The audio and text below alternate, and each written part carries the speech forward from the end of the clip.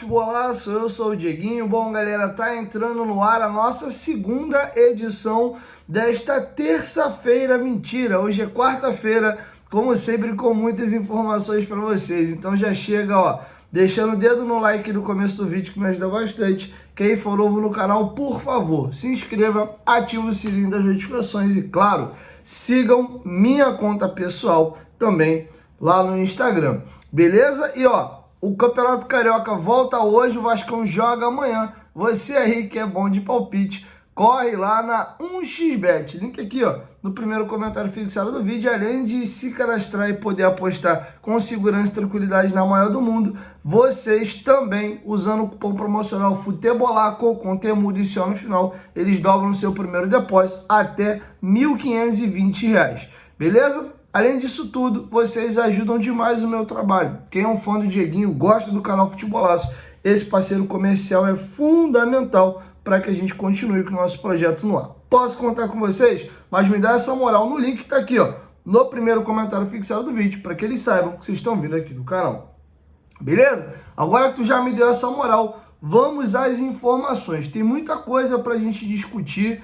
Primeiro, vamos falar de patrocinador master. O Vasco rompeu aí com a PixBet porque acha que o valor de 22 milhões estava defasado. O Vasco acha que a sua camisa vale muito mais e botou como meta um patrocínio de 45 milhões, que isso deixaria o Vasco ali na quarta colocação, entre quarta e sexta, me fugiu o montante exato agora, acho que era a quarta colocação, como maior, na lista dos maiores patrocínios master do país. A negociação estava bem avançada com a Estrela Bet, mas o negócio acabou não indo adiante, tá? A Betano, que hoje é a patrocinadora master do Fluminense, tem conversas para renovar com o Fluminense, mas também já abriu contatos aqui para com o Vasco. O Fluminense acabou de ganhar uma Libertadores e fez um estudo entendendo que a sua camisa também está desvalorizada e quer renovar com cifras muito maiores.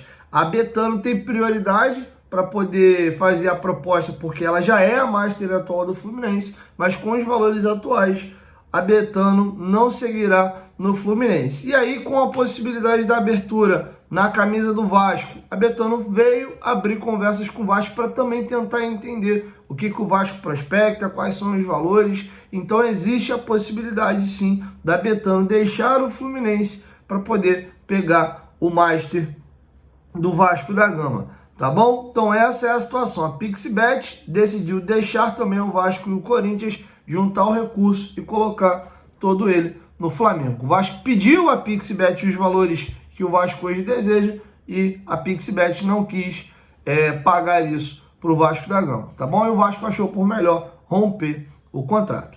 Beleza? Vamos seguir agora para outras questões, como as questões agora de mercado. O Alexandre Matos, ontem na entrevista coletiva, quando questionado sobre as lesões do Paulinho e também sobre a lesão do Jair, que foi a mais recente, se vai ter reposição, se já buscou nomes, como é que vai ficar essa questão, o Alexandre Matos disse que deixou de 2 a 3 nomes na mesa da 777 e agora depende das aprovações, tá? E segundo apurou o jornalista Gilmar Ferreira, 2 nomes eram os nomes do Lisieiro, né, jogador revelado no São Paulo, que rodou alguns clubes aqui no país, teve no Curitiba e hoje está jogando na Suíça, e o outro seria do volante Wallison, que ano passado jogou Brasileirão pelo Cruzeiro, é jogador ali do Atlético, né, teve no Moreirense de Portugal, mas acabou retornando ao Brasil e retornou agora ao Atlético para a disputa do Campeonato Mineiro. As duas negociações, os 2 nomes, segundo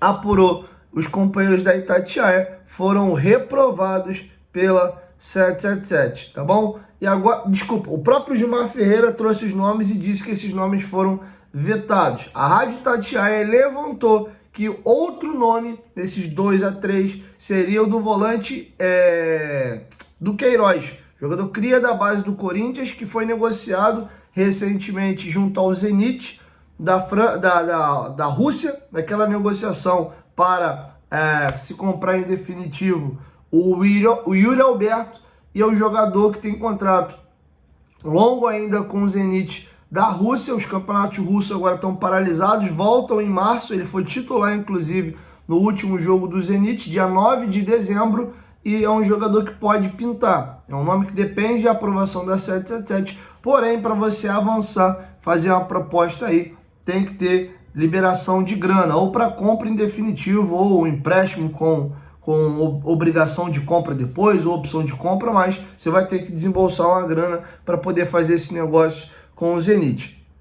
Beleza? Então esses são os 3 nomes aí que vazaram: Duqueiroz, Lisieiro e também o Alisson. Agora falando sobre possibilidade de grana chegando de jogadores que pertencem ao Vasco e não estão mais aqui, a janela de transferências da Argentina está fechando e o Boca já há algumas semanas vem namorando, vem costurando, vem tentando desenrolar a situação para comprar em definitivo o meia atacante Carlito Palacio, jogador que apareceu no União Espanhola, foi vendido a peso de ouro para o Inter, jogava na seleção chilena, veio ao Vasco da Gama e foi para o Colo-Colo, clube ao qual inclusive ele torce. Está muito bem no Colo-Colo, se recuperou atuando novamente no Chile. Recentemente, o Boca Juniors vendeu um dos seus principais jogadores para o Brighton, lá da Premier League, o baixinho, o Barco, né, meio ruivo, e está precisando de um jogador ali para aquela função, e eles detectaram no Carlito Palacio essa possibilidade, tá? O Boca tem intenção de comprar 100% dos direitos econômicos. O Vasco emprestou o Carlito Palacio ao Colo-Colo e, de acordo com metas de jogos, etc., que ele vai batendo, esse empréstimo vai obrigando o Colo-Colo a ir comprando percentuais dos direitos econômicos do atleta. Hoje, o Colo-Colo tem 20% dos direitos econômicos do Carlito Palacio e o Vasco detém os outros 80%. O Boca Juniors está chegando lá no Colo-Colo, que não quer liberar o jogador de jeito nenhum. O jogador está muito bem, um dos principais jogadores lá. E aí, para tentar convencer os chilenos de fazer o negócio e o Palacio ver com muito bons olhos uma ida para o Boca Juniors, está se falando entre 4 e 5 milhões aí de dólares, tá? Como o Vasco é detentor de 80% dos direitos econômicos, nessa fração menor aí de 4 milhões de dólares, o Vasco receberia pouco mais de 15 milhões de reais pelo Carlito Palacio. Vamos torcer aí para essa negociação ser concretizada, que o Vasco consegue pegar uma grana bem legal, tá? Outra questão, lembra do atacante Vinícius Paiva, o Vinicinho? Ele foi emprestado ao Sheriff da Moldávia em 2023, ali mais ou menos no meio do ano, após ter ido emprestado o Ituano na Série B de 22, foi muito bem lá, chegou para a reta final, 10 jogos, 3 assistências e 1 gol, fez até um gol que complicou o Vasco na reta final da Série B, se destacou lá, retornou ao Vasco, não conseguiu ter espaço, fez 3 jogos no Vasco, foi para o Sheriff da Moldávia. O contrato dele é até junho de 2024 com o Sheriff, mas o Ituano quis repatriar o jogador para a disputa do Paulistão e também da Série B, e o negócio acabou sendo concretizado, tá? Então o jogador vai antecipar o seu período de contrato lá com o Sheriff e já está inclusive em São Paulo realizando exames médicos para assinar com o Ituano até o final do ano. Lembrando que o Vinícius tem contrato com o Vasco até dezembro de 2024. Então o Vasco deve receber uma compensação financeira pelo empréstimo. Depois do empréstimo, o jogador fica livre para assinar em definitivo com quem ele quiser. Tá? O Vinícius fez 50 jogos com a camisa do Vasco, marcou 2 gols e deu 3 assistências. Tá? 3 jogos em 2023 e os outros 47 jogos entre 2020, 21 e 22, que ele entrava e saía do time com alguma frequência. Foi destaque da Taça São Paulo. Nos 6 jogos que fez, ele marcou 4 gols, mas acabou não conseguindo performar no profissional aquilo que ele performava na base. Jogadores bem baixos, franzinos, têm muita dificuldade de conseguir performar no futebol profissional, tá bom? Então tá feito o registro aí da situação do Vinícius. Lisieiro e o Alisson recusados, apresentados os nomes mais reprovados. O Duqueiroz é um nome que está rodando aí e depende de liberação de verba da 777 para se avançar. E para finalizar, já esquecendo, Pedro Henrique. O jogador foi relacionado para o jogo de ontem da equipe do Internacional, mas o negócio está muito bem encaminhado, só que teve uma mudança. O jogador tem contrato com o Inter até dezembro de 2025, ou seja, 2 anos, né? Considerando os meses de janeiro, que já passou, e o mês de fevereiro, que está em curso. E a ideia inicial do Vasco era pegar ele por empréstimo até dezembro de 24. Sendo que o jogador se animou muito, quer vir ao Vasco em definitivo, e essa foi a modificação. Já está tudo acertado entre Vasco e Pedro Henrique. O Vasco estava negociando com o Inter o valor para pagar pelo empréstimo, sendo que o Pedro Henrique quer vir em definitivo. Ele não quer mais ter vínculo com o Internacional, e aí é uma modificação. Então o Vasco está tentando chegar a um consenso com o Inter para ter o jogador em definitivo, tá? Inclusive eu vou buscar informações lá no Rio Grande do Sul para trazer a opinião dos colorados sobre o Pedro Henrique, mas eu fui dar uma olhada nas redes sociais, fui dar uma olhada também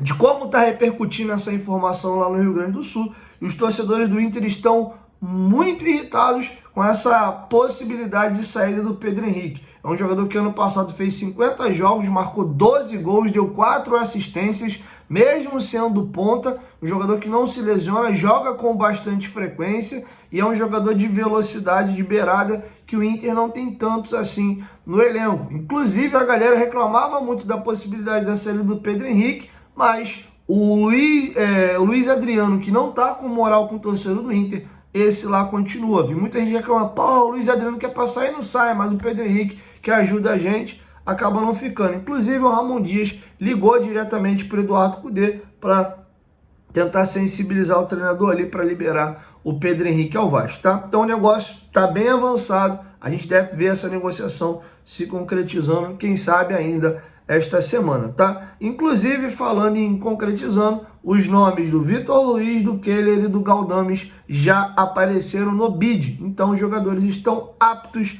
a atuarem, caso assim queira o Ramon Dias, tá bom? O Adson já estava regularizado, jogou inclusive contra a equipe do Flamengo. Então, todos os reforços oficializados já têm seus nomes no bid. O único reforço que ainda não foi anunciado, e também se não foi nem anunciado, não tem nem como o Vasco registrar, é o Sforza. O jogador está jogando o pré-olímpico com a seleção argentina, só chega ao Vasco com a sua família após o encerramento lá do pré-olímpico. Torcer para a Argentina pular cedo fora da competição para o jogador vir logo ao Vasco da Gama, beleza? Então é isso. 1, 2, 3, futebolaço. Tamo junto, família, e logo mais a gente volta com a terceira e última edição, beleza? Pensou em apostas, pensou em Xbet, vai lá no nosso link do primeiro comentário fixado, use o cupom FUTEBOLACO para você ganhar o seu bônus.